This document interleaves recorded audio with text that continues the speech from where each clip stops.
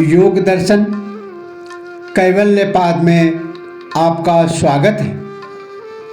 आज का विषय है योग दर्शन कैवल्यपाद पातंजल योग सूत्र 13 और 14। संस्कृत सूत्रों का हिंदी में अर्थ और स्पष्ट विशद व्याख्या किया जाएगा। महर्षि पतंजलि कहते हैं, ते व्यक्त सूक्ष्मा गुणात्मानः, अर्थात वे समस्त धर्म व्यक्त स्थिति में और सूक्ष्म स्थिति में सदैव गुण अर्थात सत्व रज तम स्वरूप में ही है। प्रकृति का कारण है सत्व, रज तथा तम गुण। ये तीनों गुण उनके धर्म अर्थात शक्तियों में व्याप्त रहते हैं। ये धर्म प्रकृति का स्वभाव है। इन धर्मों की 3 स्थितियां पहले बताई गई हैं। जब ये धर्म वर्तमान रहते हैं अर्थात अपना कार्य आरंभ कर देते हैं तो इनकी व्यक्त अवस्था कहते हैं, किंतु जब ये अनागत तथा शांत अवस्था में आ जाते हैं तो भी ये नष्ट नहीं होते, बल्कि अपने सूक्ष्म रूप में सदा विद्यमान रहते हैं। समय आने पर ये फिर व्यक्त अर्थात प्रकट हो सकती है। चूंकि प्रकृति तीनों गुणों से युक्त है, अतः इसके ये सभी गुण उसके धर्मों शक्तियों में सदा व्याप्त रहते हैं। चाहे वे धर्म व्यक्त अथवा अव्यक्त सूक्ष्म किसी भी स्थिति में रहे, इन गुणों का कभी अभाव नहीं होता। इसलिए यह वासना चूंकि प्रकृति का ही धर्म है, इसीलिए यह गुण स्वरूप से सदा विद्यमान रहती है। इसीलिए इसे अनादि कहा गया है, चूंकि प्रकृति परिणामशील है, जिससे इसमें निरंतर परिवर्तन होता रहता है। ये सब सूत्र पूर्ण वैज्ञानिक आधार लिए हुए हैं कि किसी भी वस्तु की सत्ता का अभाव नहीं है। ये व्यक्त तथा अव्यक्त में परिवर्तित होती रहती है। जो दिखाई देता है वही सत्य नहीं है, बल्कि उनका सूक्ष्म रूप अव्यक्त भी सत्य है।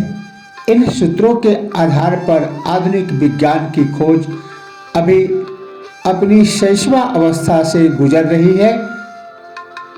पतंजलि का यह विज्ञान प्रौढ़ विज्ञान है।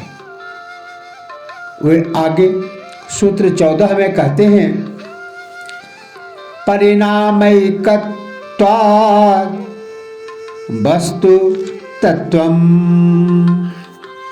अर्थात परिणाम की एकता से वस्तु तत्व एक है।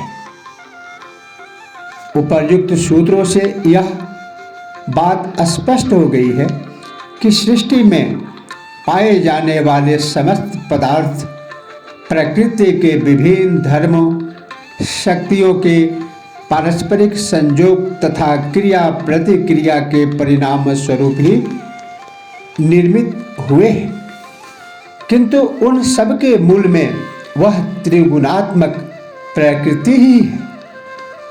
इस प्रकृति से भी कोई भी पदार्थ नहीं है तथा प्रकृति त्रिगुणात्मक होने से भी तत्वों में ये तीनों गुण न्यूनाधिक मात्रा में विद्यमान है। सृष्टि के ये समस्त पदार्थ नष्ट होकर पुनः अपने मूल स्वरूप प्रकृति में लय हो जाएंगे, जहाँ से इनकी उत्पत्ति हुई थी। इसलिए इन पदार्थों का रूपांतरण मात्र होता है।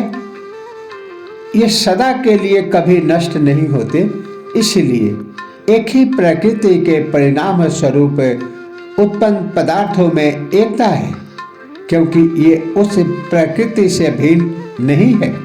यही बात विज्ञान आज कह रहा है कि सृष्टि के समस्त पदार्थ ऊर्जा का ही रूपांतरण है तथा ये पुनः उसी ऊर्जा में विलीन हो जाएंगे। नष्ट कुछ भी नहीं होता। जिस प्रकार स्वर्ण के विभिन्न आभूषण बनते हैं, किंतु वह पूर्व में भी स्वर्ण ही था, वर्तमान में भी स्वर्ण ही है तथा आभूषणों के नष्ट होने पर भी अंत में स्वर्ण ही रहेगा, उसका नाश नहीं होता। मिट्टी से विभिन्न वस्तुएं बनती है, किंतु मूल में वह मिट्टी ही है, वह अंत में भी मिट्टी ही रहेगी। ऊर्जा से पदार्थ बनते हैं, वे मूल में ऊर्जा ही थे, वह अंत में भी ऊर्जा ही रहेंगे, उसका नाश नहीं होता। इसी प्रकार प्रकृति नित्य है, वह भूत वर्तमान तथा भविष्य में भी रहेगी, उसका नाश नहीं होता। वही अनेक रूपों का निर्माण करती है, जिनमें उसके तीनों गुण सदा विद्यमान रहते हैं। ये तीन गुण ही समस्त सृष्टि रचना का कारण है। इनमें सत्व गुण सेंटिमेंट, रजोगुण म्यूटेटिव तथा तमोगुण एस्थेटिक के बिना सृष्टि हो ही नहीं सकती। विज्ञान के भी परमाणु संरचना में इन तीनों को स्वीकार किया, जिसमें पॉजिटिव, नेगेटिव तथा उदासीन तत्व विद्यमान है। इलेक्ट्रॉन्स, प्रोटॉन्स एवं न्यूट्रॉन्स इनके रूप हैं। इनके विखंडन से केवल ऊर्जा प्राप्त होती है। इसी ऊर्जा से सर्वप्रथम इन परमाणुओं का निर्माण होता है तथा इन्हीं से आगे की सृष्टि निर्माण की प्रक्रिया आरंभ होती है। इसीलिए योग की यह मान्यता एक वैज्ञानिक सत्य है और इसीलिए योग दर्शन कैवल्यपाद में महर्षि पतंजलि ने सूत्र 14 में लिखा, परिणामैकत्वात्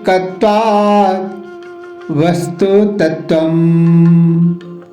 आज इतना ही। इसी के साथ ओम नमः शिवाय। जय श्री कृष्ण।